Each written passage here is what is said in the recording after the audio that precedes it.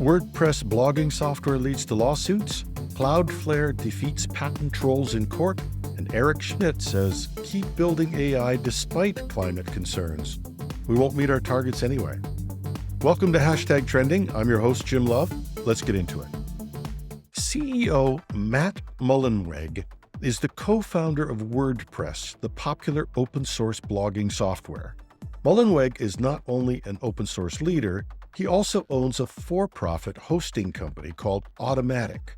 Automatic offers hosting of the popular open-source WordPress blog software for a fee. But another company called WP Engine has taken the open-source version of WordPress and also offers hosting of the popular blog software, again, for a fee.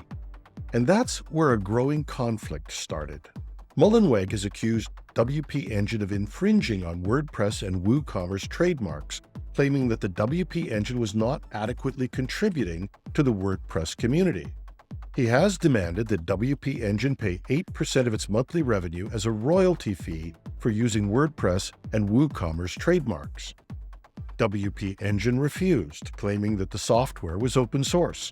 Mullenweg retaliated by banning WP Engine from accessing certain WordPress.org resources, including plugins and themes, which have impacted many websites hosted by WP Engine. But that strategy might have backfired. The fight between Mullenweg and WP Engine has led to a divide within Mullenweg's own company that has 159 employees, but over 8% of them have decided to leave.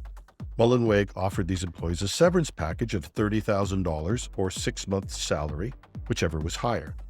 WP Engine has continued to fight Mullenweg's demand for 8% of monthly revenue as a royalty and is alleging various violations including libel, slander, abuse of power, and even IRS fraud. Mullenweg's lawyer dismissed the allegations as meritless and expressed confidence in the federal court's review of the case. Now, while this train wreck has impacted this popular open-source software and the people who use it, it also raises questions about monetization, trademark usage, and the balance of power between project founders and commercial entities building on open-source platforms.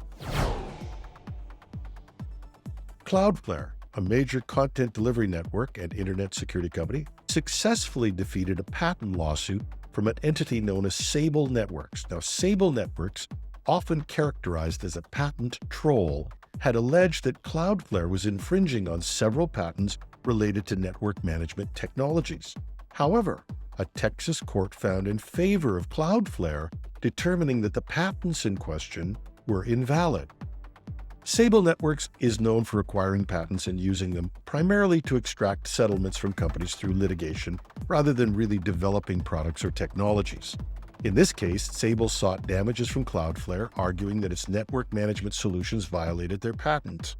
The court's decision to invalidate Sable's claims is seen as a victory for companies that have long faced challenges from entities whose business models appear to be based on patent litigation rather than innovation. Cloudflare has been vocal about fighting what it views as abusive patent litigation practices. Following the decision, Cloudflare's general counsel stated that the ruling reinforces their commitment to challenge baseless patent claims and protecting both their business and the broader tech community from exploitative lawsuits. The company expressed hope that this outcome would deter similar litigation in the future.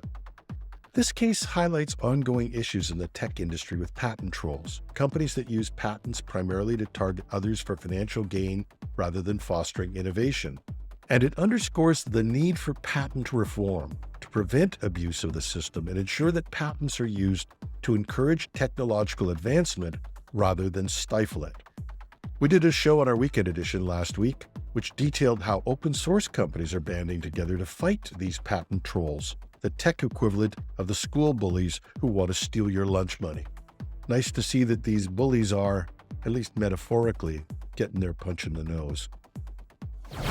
And former Google CEO Eric Schmidt has called for greater investment in artificial intelligence infrastructure, even though the energy demands of AI data centers pose a significant threat to climate goals. Speaking at an AI summit in Washington, D.C., Schmidt stated that the ambitious targets set by the Biden administration for carbon neutrality by 2035 and net zero emissions by 2050 are unlikely to be met. Instead, he argued we should focus on building the AI infrastructure needed for future advancements. AI's rapid growth has spurred massive investments in data centers, which require substantial energy resources.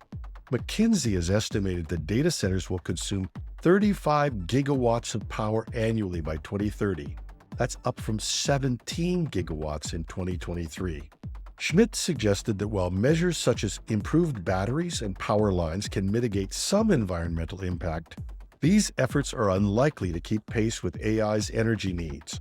He described AI as a universal technology whose impact will eventually outweigh any conservation efforts. Schmidt emphasized that instead of trying to limit AI development to meet climate targets, it would be better to rely on AI itself to find solutions to reduce carbon emissions. He's noted, "We're not going to hit the climate goals anyway because we're not organized to do it." According to Schmidt, betting on AI to address these challenges is a more practical approach than attempting to constrain its growth. To be honest, I'm not sure how I feel about that last story. I don't want to overreact to what one executive says in a moment of unexpected honesty at a conference. But don't we have an obligation to develop technology responsibly, whether it be preventing environmental damage or keeping AI safe? Is our only hope to be like the dance band on the Titanic? Love to hear your thoughts. And that's our show for today. Reach me at editorial@technewsday.ca. I'm your host, Jim Love. Have a marvelous Monday.